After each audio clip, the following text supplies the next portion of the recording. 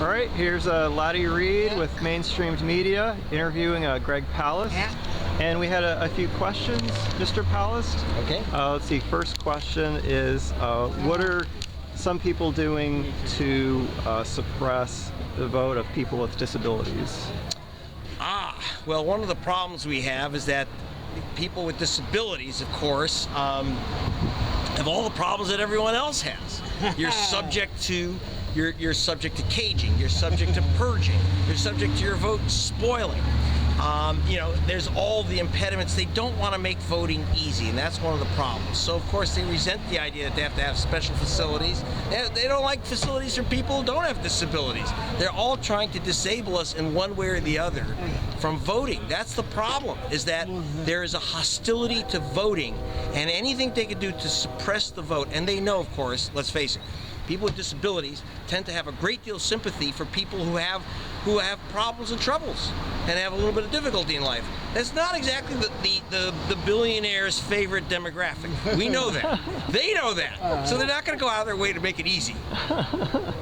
The next question was, how does Portland's audience's response to you or their reactions compare to folks from other cities when they listen to you or hear one of your presentations?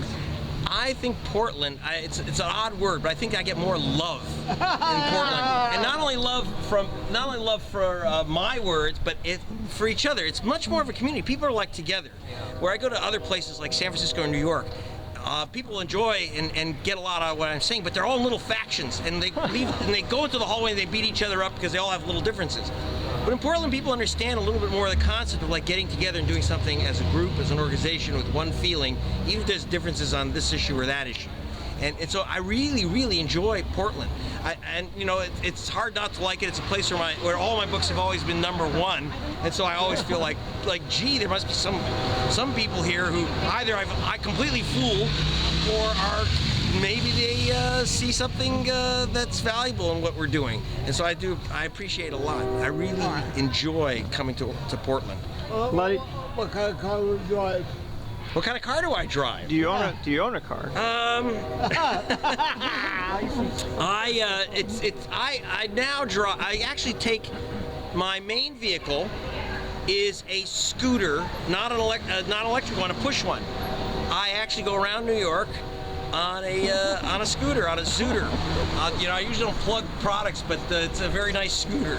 So I take little, and my whole staff has scooters. And then when we don't have scooters, if it's a longer distance, I take bicycles. And public transport. How come today? Huh? What's that? How come today? Oh yeah, how did you get here today? How did I get here today? I had good friends who gave me a lift. What kind of car? What kind of car? I have no idea. What kind of car are they driving? Yeah, Subaru, I guess. I actually have no idea. Subaru. Subaru. Okay. Less than American made, right? I thought Subarus are made in Tennessee now or something. It's like that's the problem, is that we don't know where anything is made.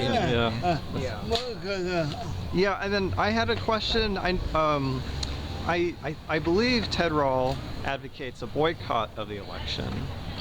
No. You don't think so? No. I'd fire him. No, Ted Rall does not believe in boycotting the election. That would be wrong. He is not a fan of the incumbent. He's not a fan of any of the big parties. So he's not a promoter of voting for the guys that are already in power. That's his opinion. I don't have to agree with it. You don't have to agree with it. But one thing Ted has never said, he's never said don't vote. He said take back your ballot, take charge. If you look in Billionaires and Ballot Bandits, his last frame is it's up to us, go in and take charge. Very good. Thank you. All right. Oh, thank you so much. Anything else, Laddie?